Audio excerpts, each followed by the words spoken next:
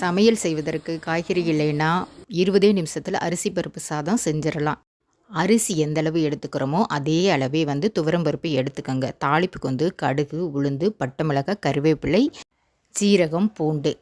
இதில் சின்ன வெங்காயம் சேர்த்துக்கிட்டால் சிறப்பு. என்கிட்ட பெரிய வெங்காயம் தான் இருக்குது. உங்கள்கிட்ட என்ன இருக்குதோ அதை சேர்த்துக்கோங்க. 2 தக்காளி சேர்த்துக்கோங்க.